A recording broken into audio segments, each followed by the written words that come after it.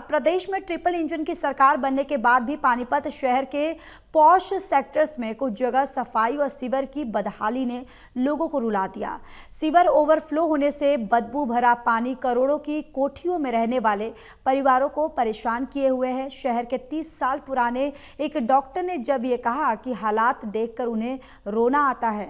ये देखिए report. Panipat Delhi NCR का औद्योगिक शहर है, ऐतिहासिक शहर भी है और ऐसा शहर जिसको टेक्सटाइल सिटी के नाम से देश दुनिया में जाना जाता है। हमारे साथ डॉक्टर आज्ञापाल है, बहुत मशहूर डॉक्टर है। 30-32 साल की इनकी प्रैक्टिस है और बहुत इमोशनल किस्म के व्यक्ति हैं। मेरे को पता लगा सेक्टर 12 के निवासी हैं।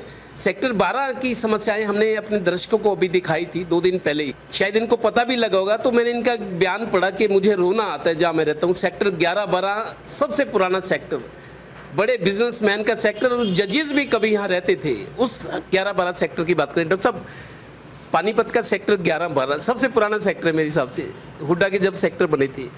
आपका कहना है कि आपको रोना आता है, ऐसे क्या हालात हो गए? ये हालात ऐसी है सर, यहाँ पूरे विधायक भी इसी एरिया से आते हैं और ये डीए स्कूल भी हमारे एरिया में ही है। और डीए स्कूल में बच्चे जो 4th-5वीं क्लास के बच्चे हैं, 2री क्लास के बच्चे जाते हैं तो इतने गंदे पानी से जाते हैं। बरसात का पानी अलग है, सीवरेज का पानी निकल रहा है पूरा बाहर। पिछले 6 महीने से मैं देख रहा हूँ हर घर से सीवरेज का पानी लीक होकर बाहर आ रहा है और बदबू मार रही है। घर से बाहर निकलना बड़ा मुश्किल हो रहा है। घर से बाहर निकलना हमारे लिए, जब तक हम अपनी गाड़ी या मोटरसाइकिल या बाइक से जाएंगे तो बाहर निकल सकते हैं, वरना पैदल हम घर से बाहर नहीं निकल सकते। हमें दयनीय स्थिति आती है। ये नेता लोग वोट मांगने के लिए आए थे, हमने बीजेपी के लिए लगातार काम किया, वोट मांगी, आज हमें ही जूते पड़ रहे हैं और सफाई नाम की चीज़ नहीं है। सीवर सिस्टम पूरा बंद पड़ा है। एक बात और, 11-12 में आपके जहाँ में आपने बताया आपकी लोकेशन है, सेक्टर 11-12 में डीवी स्कूल के पास दयानंद पार्क है, स्वामी दयानंद जिसको पूजा जाता है। पार्क में सीवर का पानी जा रहा है और आसपास बहुत खराब स्थिति है। मतलब क्या सुनवाई नहीं कि आप लोग शिकायत मजबूती से नहीं करते? डेली शिकायत होती है जी, डेली बातें होती हैं। पूरे वहाँ पर हमारे कुछ लोग अच्छे आदमी आते हैं, व्यापारी लोग आते हैं।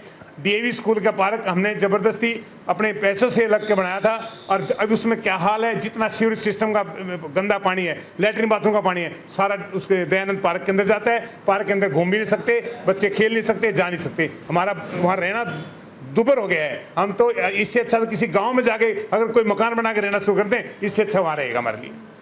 ये स्थिति जो बता रहे कितने टाइम से? पिछले 1 साल से तो मैं खुद देख रहा हूँ। मैं 79 से वहाँ हूँ, 97 से जब से इस पिछले 1.5-2 साल से सारा सिस्टम बंद पड़ा है। एकदम पूरा ब्लॉक पड़ा है। कहीं भी सिर्फ एक मकान का दूसरे मकान के सामने, दूसरे मकान का तीसरे मकान के सामने पानी निकलता रहता है और सीवरेज का सारा सिस्टम बाहर आता है। जब बरसात होती है कम से कम 6 फुट पानी हमारी गली में खड़ा होता है।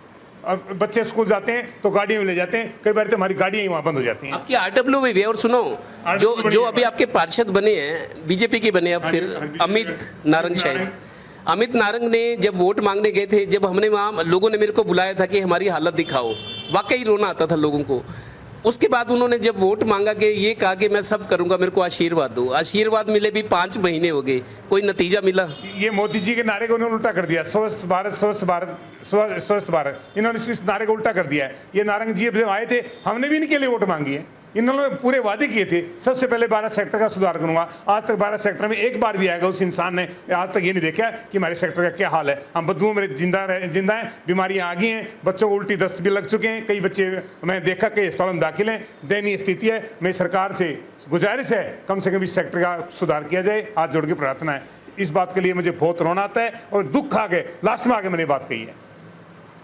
हरियाणा में 3री बार बीजेपी की सरकार बनी है, ट्रिपल इंजन सरकार। प्रधानमंत्री जी भी आए थे, बीमा सखी योजना जब 3री बार सरकार बनी पानीपत में, सरकार बनने के तुरंत बाद उन्होंने कहा था कि आप लोगों का धन्यवाद करने आया हूँ, अब ये ट्रिपल इंजन की सरकार तिगुनी रफ्तार से काम करेगी। मुख्यमंत्री जी भी कह रहे हैं और हम देख रहे हैं कि मुख्यमंत्री हो या मंत्री हो, सांसद हो, सब मतलब मेहनत कर रहे हैं। इंजन तो दौड़ रहे हैं, ट्रिपल इंजन की सरकार में इंजन तो दौड़ रहे हैं, लेकिन मेरे को तो डब्बे सुस्त पड़े हैं। मेरा मतलब निचले लेवल के जो लोग हैं वो पुशअप नहीं कर रहे। लोगों की जो अपेक्षाएं थी, उम्मीदें थी, जो वायदे थे, उस पे अभी बहुत कुछ अधूरा है। सोचने वाली बात है क्योंकि लोग अब जवाब मांग रहे हैं। सहयोगी श्रीनिवास के साथ Devendra Kathoria, total news, Panipat bureau.